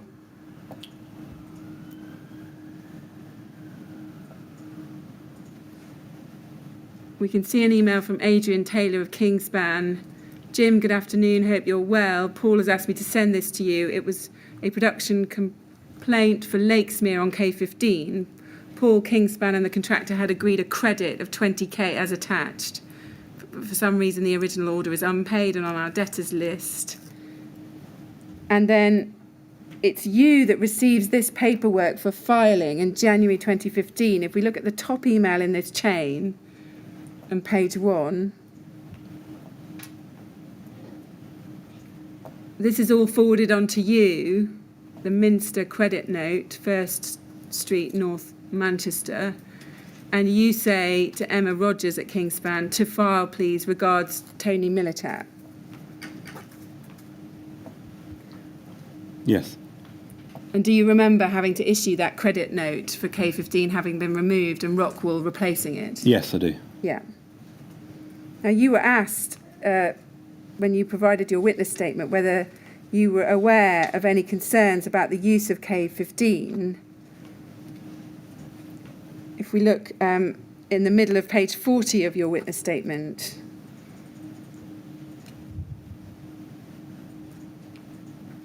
there's inquiry question 48.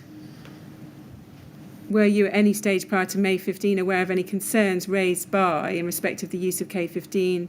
If so, please identify the source.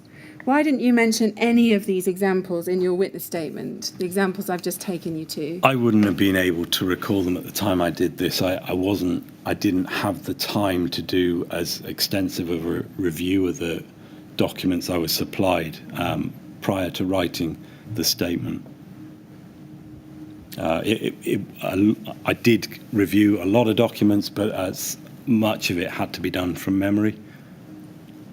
I see. So what, you weren't provided with all of the documentation? No, I was absolutely provided with it. It was a case of having the time whilst doing another full-time job. I got through as much of it I could in a priority order and then continued to review it after producing the statement. We can see in the paragraph below that you say Kingspan would get queries coming in from architects or engineer customers relating to the use of K15 on buildings with a floor over 18 metres. But then you go on and say it was not our responsibility to determine compliance. When we explained this to them and provided them with information about K15 and the routes to compliance, they would sometimes raise concerns about this. These concerns were misplaced. They were trying to lay responsibility for compliance with Kingspan, which was not appropriate. Now, it's simply not right, isn't it? You've accepted that the concerns that we just saw previously on projects were valid complaints that were being raised. I don't think we discussed the First Street complaint. Well, we've seen complaints where you've said from Simon Hepworth's complaints, yes, they were valid. They weren't misplaced, were they? They were. No, but they came about in the wrong order completely. There wouldn't have been a complaint at all if they hadn't installed the product before determining whether it was suitable. Why do you not tell us that K15 had to be removed from that high-rise building because it was non-compliant? Why didn't you tell us that? Because, sorry, could you rephrase? Yes, why didn't you tell us? We've just looked at you've issued a credit note. Yes. K15's had to be removed and mineral wool replaced instead. Yes. Why didn't you tell us about that in your witness statement? Because I didn't actually view it as a complaint about the product. The order of events is that they've installed a product and then checked whether it's suitable. And therefore the credit was against the fact that they'd installed the product before determining that it was suitable. I see.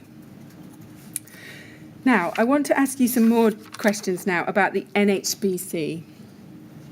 We know that you had some contact with the NHBC during your role as head of technical between 2010 and 2013. What did you understand the role of the NHBC to be? The NHBC, as far as I can recall, are a insurer body, and they also have responsibility over approval to the building regulations as well. Yeah. Now, looking again at your witness statement, page 38, paragraph 7.39.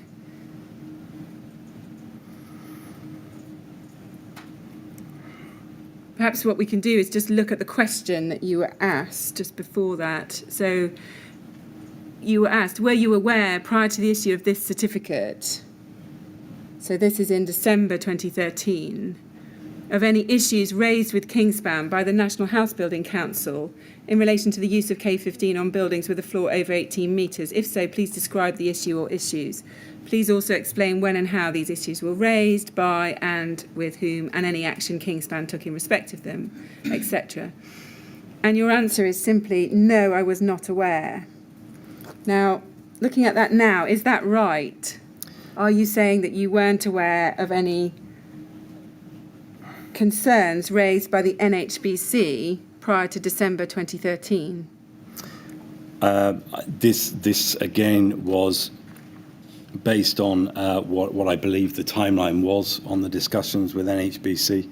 I also, the NHBC issues were dealt with later in the statement as well. I see. When was the first time that you knew of concerns being raised by the NHBC in respect of the use of K15 on buildings over 18 metres? Can you help us with that? Yes, I believe it was late 13. Right. If we look at paragraph 10.2 of your statement on page 48,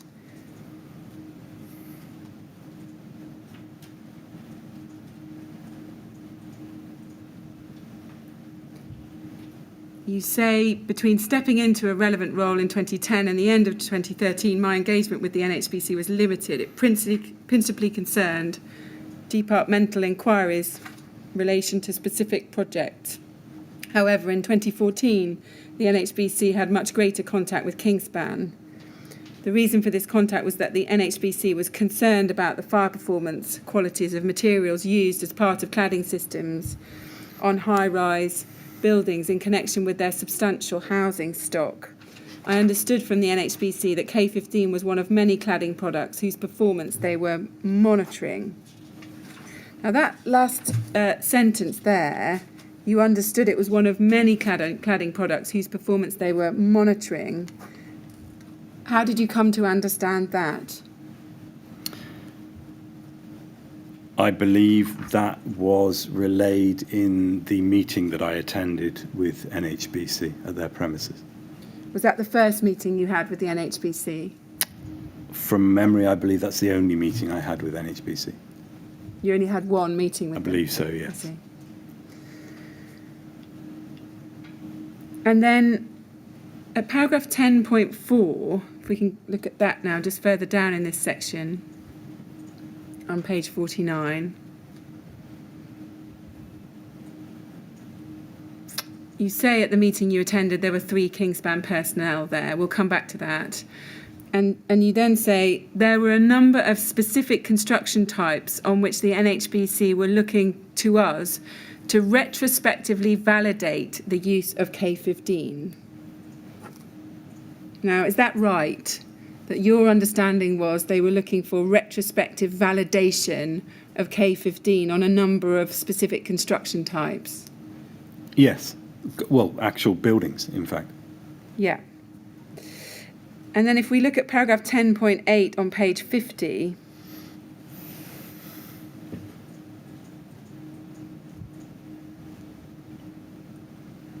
you explain it from that second sentence in that first line. The NHBC's concerns escalated in 2014 and they were seeking reassurance from Kingspan concerning the use of K15 on a wide variety of construction projects, in respect of which they were engaged relating to buildings with a floor over 18 metres. We did not consider that Kingspan could retrospectively validate the use of K15 on the variety of cladding systems used by the NHBC. However, we did want to offer the NHBC whatever reassurance we were able to regarding the technical qualities of K15. Now, let's look at the request the NHBC actually made. If we can go to NHB 50645. And I want to start at the very bottom of the email chain on page 4. There's an email of the 26th of November at 10:52, right at the bottom there, from John Lewis at the NHBC. And he writes to the Technical Inquiries Kingspan email address, asking specifically about, the subject is Kingspan K15 use in a building greater than 18 metres. And in his email, he says, I'm looking in detail at the use of Kingspan K15 as part of the external cladding system in a building greater than 18 metres.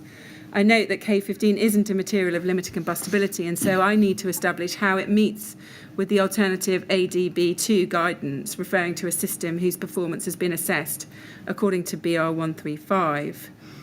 He says the building in question is a RC frame. Reinforced concrete. Exactly. With lightweight steel frame infill panels. Do you see that? Yes. So that's the building that's being described. And if we go up the chain, there are then various emails with a technical advisor where he's asked for the project address and building use. And then he's sent some literature, including the BBA certificate for K15. And then if we look at the bottom of page 2, Mr. Lewis writes again to that same email address, and he thanks the technical advisor for the BBA certificate, And then he says, but the BBA certificate refers back to obtaining clarification from yourselves about the use of K15 in a building which exceeds 18 metres in height, hence my original query. Now, do you see at this point it's become circular because Kingspan sent the BBA certificate. The BBA certificate's got a line in saying, speak to Kingspan about buildings over 18 metres, and he's going around in circles. Do you see that? Yes. And then in the second paragraph of his email, he says, as far as I can see, where the building exceeds 18 metres in height, paragraph 12.7 of ADB refers to the need for limited combustibility of all elements of a cladding system, both above and below 18 metres. This includes the insulation, internal lining board, and the external facing material. The exclusions are smaller gasket parts and similar low-risk items. Then over on the next page, therefore, the use of a material of limited combustibility for these components will satisfy the requirements of Section 12 of ADB and Part 4. The definition of a material of limited combustibility is stated in Table A7 of ADB 2. However, as K15 isn't a material of limited combustibility, an acceptable alternative approach, ADB paragraph 12.7, is for the Kingspan to submit evidence that the complete proposed external cladding system has been assessed according to the acceptance criteria in BR 135. The preferred method of demonstrating compliance is via a fire test carried out in accordance with 8414 Part 1 or Part 2. And he sets out the titles of those two standards. Then he continues, the test should be carried out by an independent UCAS accredited testing body. The BS 8414 tests do not give a pass-fail answer because the data obtained is used by different bodies with different minimum requirements. Hence, for building regulation purposes, any test using this method needs to be supported by proof that the acceptance criteria of BR 135 have been met. As far as I can see, only one test in accordance with BR 135 was carried out using 8414 Part 1. As such, the use of K15 as part of any other cladding build-up fixed to the face of a building or for a cladding system fixed to a structural steel frame covered by 8414 Part 2 isn't allowable. Question mark. Please could you advise if I've interpreted the requirements wrongly? Now, do you agree that this is exactly the same difficulty that Wintec and Aztec had already raised with Kingspan by this time? Yes, it relates to the same set of regulations, so it would be the same query that they've raised. Yeah. And it's the same difficulty that Lakesmere went on to raise in May 2014 in the email we've just looked at, where K15 had to be stripped from the building, yes? Yes. Looking at Mr. Lewis's email, do you think he had interpreted the requirements incorrectly? No, he's interpreted them that he is looking to demonstrate compliance via those specific routes. That being the case, in his particular construction, we wouldn't have the evidence to demonstrate that. I see, but we've seen that this was a case where the BBA certificate was being sent for K15 when inquiries were being raised about whether or not it was suitable. Yes. Yes. This isn't a request, is it, for Kingspan to retrospectively legitimise certain build-ups, is it? No. It's a simple question, isn't it? They're asking on what basis Kingspan say that any over 18 metres external construction build-up, other than that tested, can comply with the building regulations.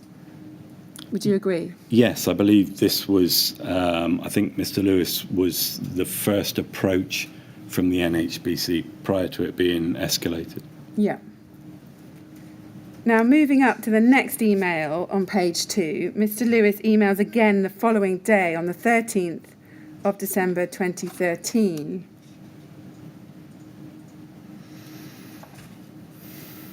And in that email to the Technical Inquiries tech line, he says, hello, Ben, thanks for your help so far. I and my managers here at NHBC would very much like to resolve this issue with you as soon as possible. Could I request that you escalate it to your management team with a view to meeting early in the new year between both parties? And he says this in the next paragraph. Unfortunately, given the number of affected projects that the NHBC deals with, we feel that we need to start to advise our customers that K15 doesn't comply with the building regulation requirements or the BBA certificate when used on a building in excess of 18 metres high. I look forward to hearing from you.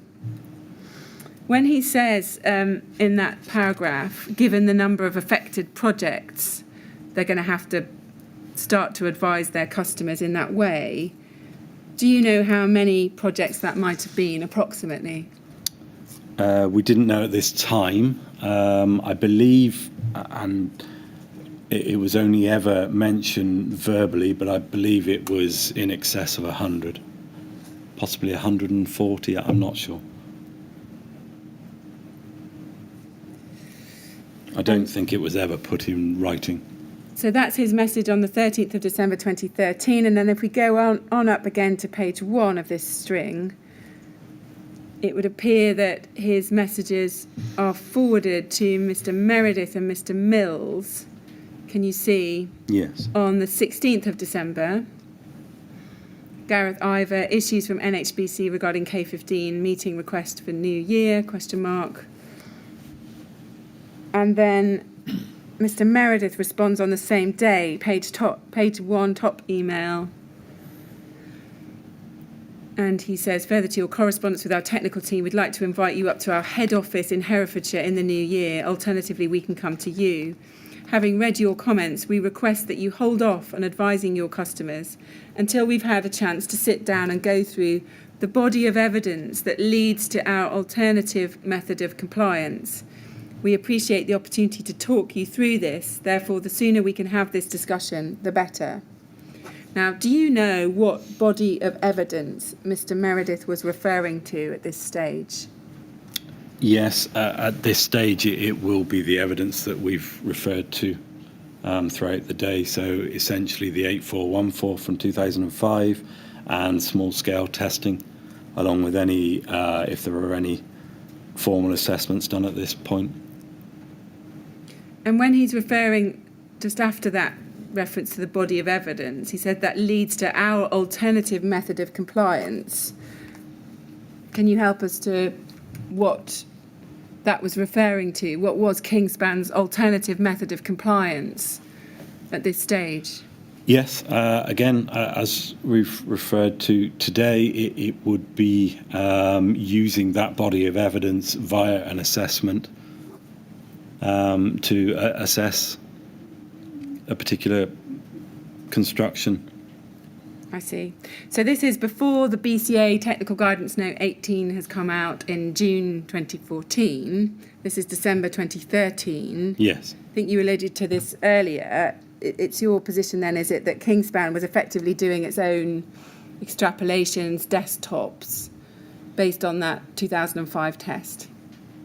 Not as a fire engineer, no. I mean, we were offering advice that was our opinion that people could incorporate into an assessment. And how did you think that that was compliant with the building regulations at the time? Because we were advocating the use of the product in constructions which had similar performance to those which we were able to demonstrate compliance. So non-combustible. Yeah, so you're making that assessment that you think it complies with the building regulations because of the 2005 test, effectively? We believed it could comply with the building regulations, yes, on the basis that having offered that advice previously, it had been assessed and incorporated into constructions. Mr. Meredith invites the NHBC to Pembridge for a meeting. Did he do that with reference to you, his direct line manager at the time? Did you authorise him inviting the NHBC to that meeting? It doesn't look like I was included. I'm guessing at this stage, I believe Richard Bromwich was very au fait with the premise that we were operating under, and would have had the authority to kick off that meeting. If I'm not sure whether that meeting happened, but it should have included myself or another senior technical colleague as well. Were you made aware of this correspondence in November and December 2013? I believe I would have been, yes. Yeah. Now, moving forward with the chronology, I want to return now to a matter we covered earlier, the BBA certificate for K15. I've asked you some questions about the first BBA certificate, which was dated the 27th of October 2008, and we've also looked at the amended issue 1, which carried an issue date of April 2010. Were you aware that a new amended version of the BBA certificate was issued by the BBA on the 17th of December 2013? Yeah, I would have been aware, yes. Yeah. And if we look at your witness statement at paragraph 7.7 on page 30,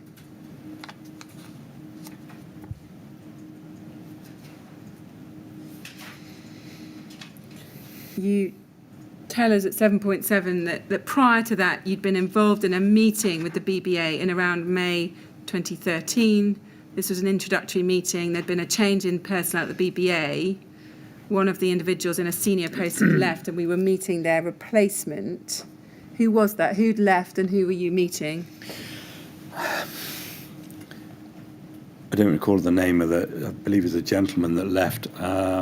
He was replaced by a lady called Claire. I don't recall her surname. Right.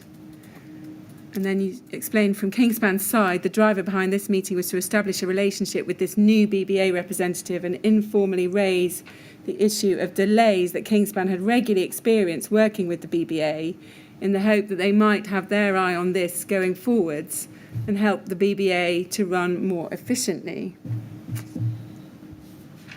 Is that right? Yeah. Yes.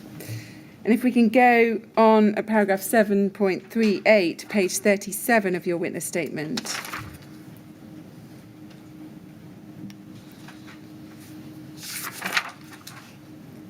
If we look in the fourth line of that, in the middle of the page, you say, for the purposes of preparing this witness statement, I've been shown an internal Kingspan email, which I was forwarded by Ivor Meredith relating to an upcoming meeting on the 1st of May 2013 with the BBA to discuss amendments to this certificate. As far as I recall, I did not attend this meeting. Now, I just want to be clear, is it your recollection that there were 2 meetings between Kingspan and the BBA in May 2013, but that you only attended one of them? That's entirely possible. My only doubt is the meeting that I attended was definitely not to discuss amendments to a particular certificate. It was a meet and greet basically with the new CEO or whatever that position was. I'm not sure whether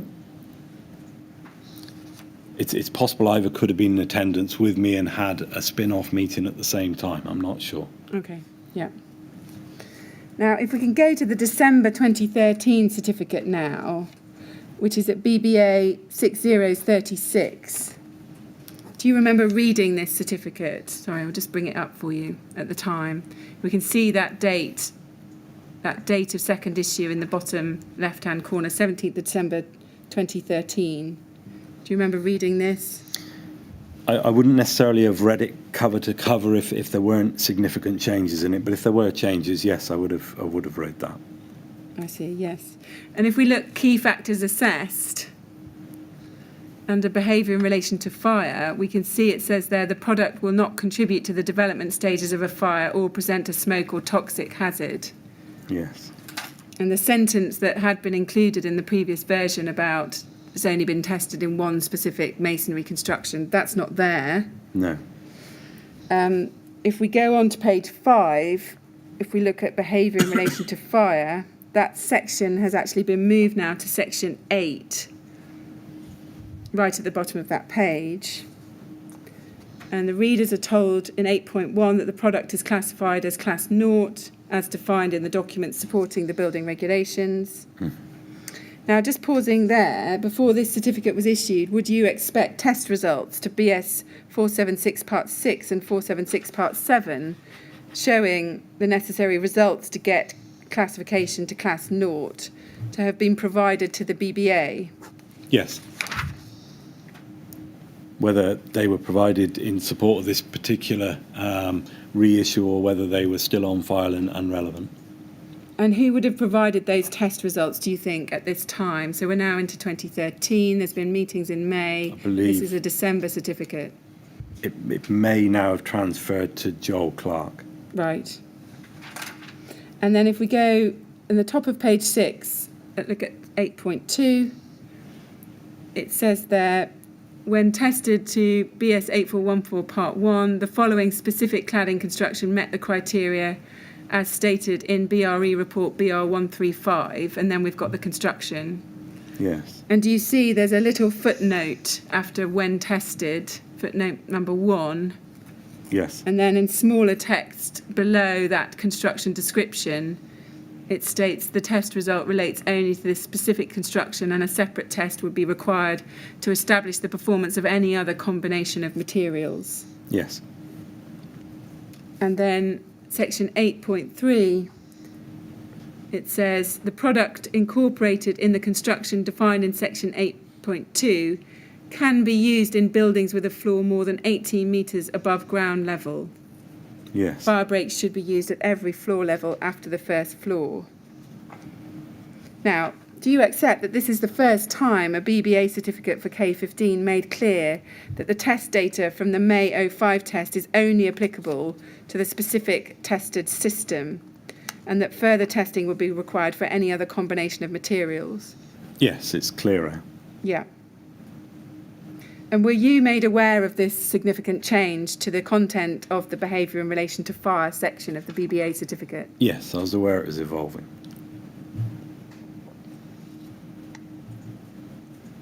Was that something that Kingspan had been attempting to avoid, something quite that clear and straightforward? I don't believe that's the case. I believe this is probably a growing understanding within the BBA. Now, in terms of the information that was provided to the BBA, you've explained in your witness statement for the transcript, this is at paragraph 7.16, page 31, that you weren't made aware of all the technical data that was supplied to the BBA, but you say you might have been copied into email traffic from time to time. Yes. About that, is that right? It is. But that you say ultimate responsibility for this lay with Mr. Meredith and Joel Clark, is that right? At a day-to-day, yes. And what about contractual matters between the BBA and Kingspan? Were you aware of what the contractual requirements were and Kingspan's responsibilities were in terms of providing information to the BBA? I would have been at some point, yes. I couldn't recall it.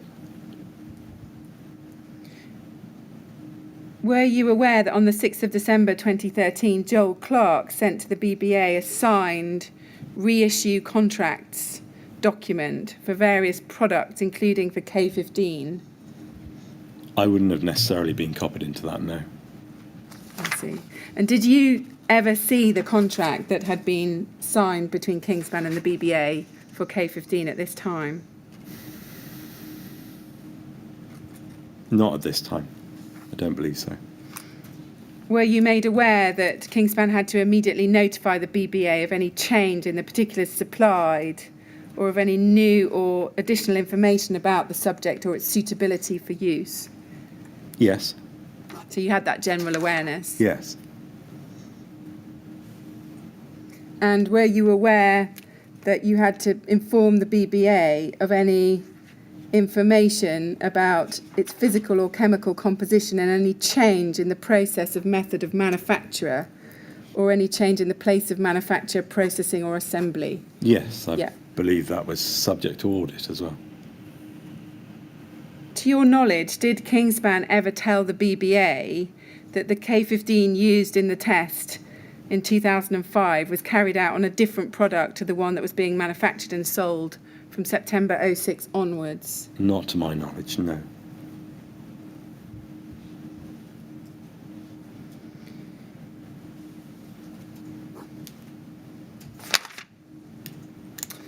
Now, Mr. Chairman, I'm just looking at the clock, and I'm Yes. about to start a separate topic about the testing that then takes place in 2014. Well, might it be sensible to... I think we should All of stop us at there. that stage. Yes, and I can take stock overnight. Yes. Well, a little bit earlier than usual, but I don't suppose you'll mind that. No, that's fine. We'll stop there for the day. I'm afraid I'm going to have to ask you to come back again Of course. for some more questions tomorrow. Yes. And as before, I must ask you not to talk about your evidence or anything relating to it Yes. overnight. But we'll stop there if you go to the usher, and we'll resume at 10 o'clock tomorrow morning, please. Great. All right? Thank you. Thank you very much.